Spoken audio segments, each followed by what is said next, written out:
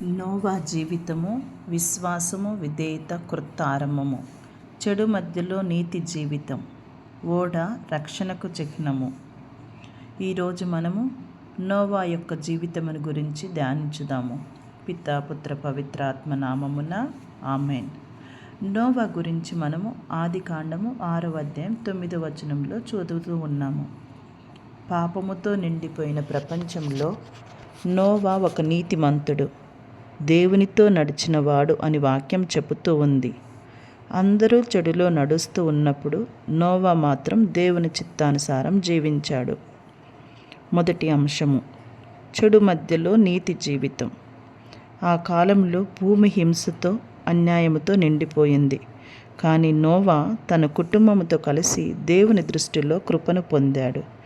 ఈ రోజుల్లో కూడా మన చుట్టూ అన్యాయం, స్వార్థం, అసత్యం కనిపిస్తున్నాయి. అలాంటి పరిస్థితుల్లో మనం నోవాలా దేవునితో నడవగలమా? నోవా సమాజం అతన్ని ఎగతాళి చేసి ఉండవచ్చు. ఎండలో ఓడ కట్టడం సులభం కాదు, కానీ అతడు దేవుని మాటను ప్రశ్నించలేదు. ఇది విశ్వాసము, ఇది విధేయత.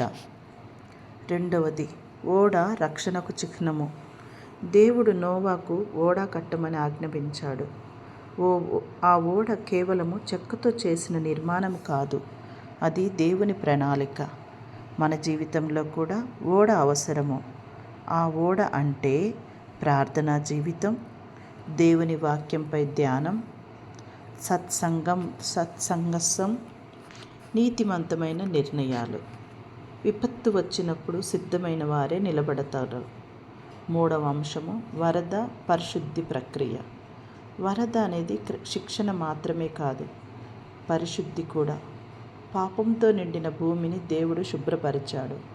మన జీవితంలో వచ్చే పరీక్షలు, బాధలు కూడా మనల్ని శుద్ధి చేయటానికి దేవుడు అనుమతించే వరదలే. కొన్నిసార్లు మరి మన జీవితంలో నూతన ఆరంభం చెయ్యాలి. ఇంద్రధనస్సు, నిబంధన మరియు ఆశ. 4వ అంశం, ఇంద్రధనస్సు. వరద తర్వాత దేవుడు ఇంద్రధనస్సును నిబంధన చిహ్నంగా ఇచ్చాడు. అది ఆశకు సంకేతం. కష్టాల తర్వాత ఆశ ఉంటుంది, కన్నీటి తర్వాత ఆనందం ఉంటుంది. నోవా కథ మనకు చెబుతూ ఉంది, దేవుడు తీర్పు చేసే దేవుడు మాత్రమే కాదు, ఆయన నిబంధనను కాపాడే దేవుడు, కొత్త ఆరంభాలు ఇచ్చే దేవుడు, మన జీవితానికి కొత్తదనాన్ని ఇచ్చే దేవుడు. కావున మన ఇల్లు ఒక చిన్న ఓడలాగా మారాలి.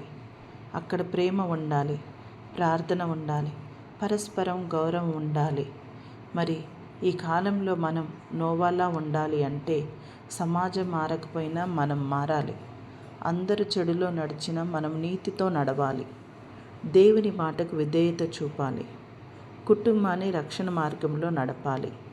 మరి ఆత్మ పరిశీలన, నేను దేవునితో నడుస్తున్నానా? నా విశ్వాసం పరీక్షలో నిలబడగలదా? నా కుటుంబాన్ని, నా ఫ్యామిలీని, నా యొక్క కమ్యూనిటీని ఆత్మీయ రక్షణలో నడిపిస్తున్నానా? మరి నోవా కథ ఒక పురాతన చరిత్ర కాదు, అది ప్రతి విశ్వాసికి ఒక పిలుపు. పాపం మధ్యలో పవిత్రంగా ఉండమనే పిలుపు, కష్టాల మధ్యలో విశ్వాసంగా ఉండమనే పిలుపు, తీర్పు తర్వాత ఆశ ఉందనే భరోసా. కావున ప్రభువు మనందరినీ కూడా నీతివంతంగా జీవించమని నోవాలా పిలుస్తూ ఉన్నారు. నోవా విశ్వాసంతో నిలిచిన మనిషి, క్రొత్త ప్రపంచానికి ఆద్యుడు. కావున దేవునితో నడవటం అంటే కేవలం ప్రార్థన చేయటం కాదు, దేవుని చిత్తం తెలుసుకోవటం, ఆయన ఆజ్ఞకు లోబడటం, ప్రపంచపు ఒత్తిడికి లొంగకుండా నిలబడటం. నోవా ఒంటరిగా కనిపించవచ్చు, కానీ అతడు ఒంటరిగా లేడు, దేవుడు అతనితో ఉన్నాడు. మన జీవితంలో కూడా కొన్నిసార్లు సత్యం కోసం నిలబడితే మనం ఒంటరిగా అనిపించవచ్చు, కానీ దేవుని సన్నిధి మనకు ధైర్యంగా ఇస్తుంది. ఓడ ఒక రోజులో నిర్మించబడలేదు, సంవత్సరం పాటు శ్రమించాలి. అలాగే పవిత్ర జీవితం కూడా ఒక్క రోజులో సాధ్యం కాదు. రోజు రోజుకి చిన్న చిన్న విధేయతల ద్వారా దేవుడు మన జీవితాన్ని నిర్మిస్తాడు. మనలాంటి ఆధ్యాత్మిక సేవలో ఉన్న వారికి ఇది గొప్ప పాఠం. సహనం లేకుండా సేవ ఫలించదు. నిశ్శబ్దంగా నిరంతరంగా పనిచేయాలి. మూసివేసిన తలుపు దేవుని సమయం. వరద రాకముందు దేవుడు ఓడ తలుపు మూసివేశాడు. ఇది ఒక గొప్ప ఆత్మీయ సంకేతం. దేవుని కృపకు ఒక సమయం ఉంటుంది, మార్పుకు ఒక అవకాశం ఉంటుంది. మరి మన జీవితంలో దేవుడిచ్చిన అవకాశాలను వృధా చేసుకోవద్దు. ఈరోజే పశ్చాత్తాపం, ఈరోజే మార్పు. మరి పావురము పరిశుద్ధాత్మకు సూచన. నోవా పంపిన పావురము ఒలీవ కొమ్మని తీసుకొని వచ్చింది.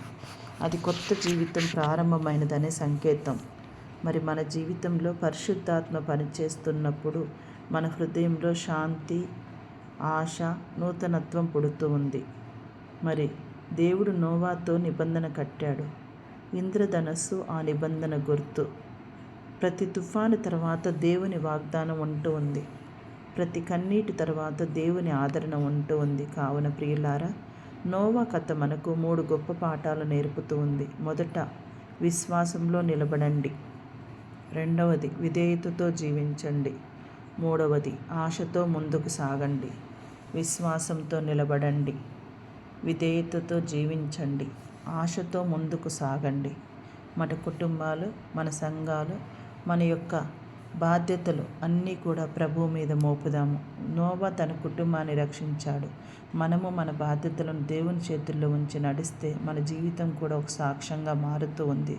కాబట్టి మరి మనం ప్రభువును అనుసరిస్తూ ఎంత పెద్దదైనా చిన్నదైనా అన్నీ కూడా ప్రభువుకు సమర్పించుకుంటూ మంచి జీవితాన్ని జీవించడానికి ఈ యొక్క 40 రోజుల తపస్సు కాలంలో మనల్ని మనం ప్రభువుకు సమర్పించుకుందాము. మన యొక్క వాగ్దానాలను నిలుపుకొనుటకు ప్రయాసపడదాము. మరి కష్టాల్లో విశ్వాసం బలపరుచుకుందాము. జీవితం ఇతరులకు రక్షణగా మారుటకు మనం ప్రయాసపడదాము. దేవునితో నడుటకు మనం ప్రతిరోజు కూడా తీసుకున్న నిర్ణయాల ప్రకారము జీవించుటకు ప్రయాసపడదాము. తుఫాను ఎంత పెద్దదైనా దేవుని కృప మరింత పెద్దది. పాపం ఎంత విస్తరించినా నీతి ఇంకా విలువైనది. అంతిమంగా దేవుని వాగ్దానం విజయం సాధిస్తూ ఉంది. మరి ప్రభువు మనందరినీ నోవాలా విశ్వాస సాక్షులుగా తీర్చిదిద్దునుగాక. ఆమెన్. పిత, పుత్ర, పవిత్రాత్మ నామమున ఆమెన్. మనలను, మన కుటుంబాలను దేవాతి దేవుడు ఆశీర్వదించి కాచి కాపాడునుగాక. ఆమెన్.